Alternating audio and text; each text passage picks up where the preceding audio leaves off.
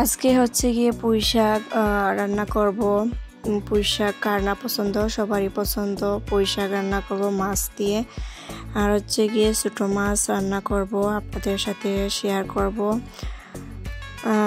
ছোটো মাছ কার না পছন্দ, সবাই পছন্দ করেন। কথা না বাড়ি চলেন মূল ভিডিওতে চলে যাই। হ্যালো এভরিওয়ান, আসসালামু আলাইকুম, welcome to back to my channel. আজকে চলে আসলাম আর একটি নিউ ব্লগ নিয়ে। এখানে হচ্ছে গিয়ে পুঁই শাক, সবাই মিলে পুঁই শাক বেছে নিচ্ছি। পুঁই শাক বেছে নিচ্ছি, এই তো পুঁই শাক বাছতেছি আমরা সবাই মিলে। সব ধরনের শাক সবজিতে অনেক পুষ্টি থাকে, পুঁই শাকেও পুষ্টি আছে। এই তো চলে আসলাম পাকঘরে, এখন পুঁই শাক রান্না করার জন্য চলে এসেছি। এই তো এখানে পাতিল বসিয়ে দিলাম, এখন তেলও দিয়ে দিলাম, এরপর সব ধরনের মশলা দিয়ে দিব। এই তো দিয়ে দিলাম। পুঁই শাক কার কার পছন্দ অবশ্যই কমেন্ট বক্সে কমেন্ট করে জানাবেন। আর আমার রান্নাবান্নার ভিডিওটি আপনারা দেখবেন, আপনাদেরকে পুরো প্রসেস দেখাই যাতে আপনারা আমার রান্নাবান্না এগুলো বুঝতে পারেন। এই তো দিয়ে দিলাম, দিয়ে এখন নাড়াচাড়া করতেছি। ওইগুলোকে ভালোভাবে কষিয়ে নিব। এই তো নাড়াচাড়া করে ভালোভাবে কষিয়ে নিচ্ছি।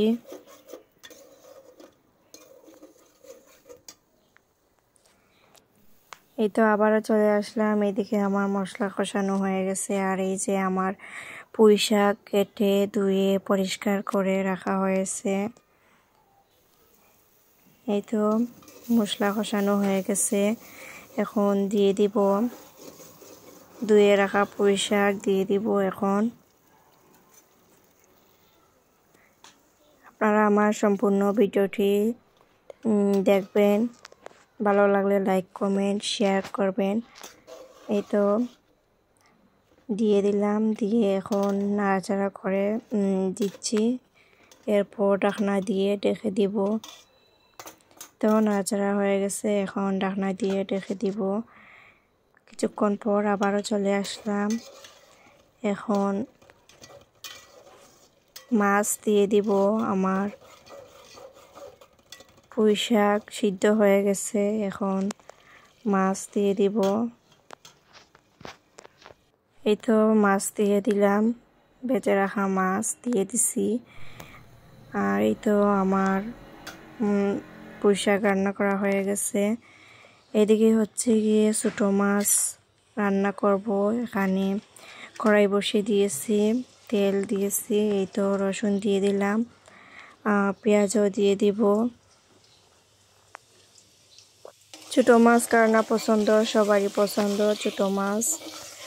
এই তো এখানে ছোটো মাছ রান্না করব। রসুন দিয়েছি, রসুন যদি ব্রাউন কালার চলে আসে তাহলে পেঁয়াজও দিয়ে দিব। এই তো পেঁয়াজও দিয়ে দিলাম, এখন ভালোভাবে নাড়াচাড়া করব।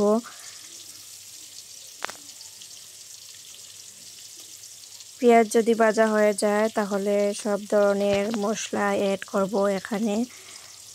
আপনারা ধৈর্য সহকারে আমার ভিডিওটি দেখবেন, ভিডিওটি না টেনে সম্পূর্ণ ভিডিওটি দেখবেন। ভিডিওতে কোথাও কোনো ভুল হলে ক্ষমা দৃষ্টিতে দেখবেন। আর এই তো এখানে মাছ কেটে ধুয়ে পরিষ্কার করে রাখা হয়েছে, তাজা মাছ। আপনারা দেখেই বুঝতে পারবেন যে তাজা মাছ। এই তো এখানে আমার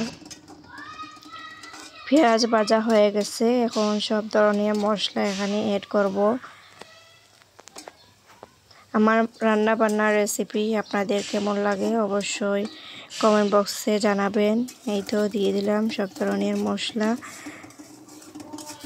এখন দিয়ে নাড়াচাড়া করে দিচ্ছি। এরপর পরিমাণ মতো পানি দেব মশলা কষানোর জন্য। কাঁচা মরিচ দিয়ে ছোটো মাছ যদি রান্না করি তাহলে খেতে খুবই ভালো লাগে। আর যদি ছোটো মাছের সাথে কাঁচা মরিচ না দিই তাহলে খেতে কিন্তু ভালো লাগে না। এই তো মশলা কষানো হচ্ছে এদিকে। ছোটো মাছ শরীরের জন্য অনেক উপকারিতা।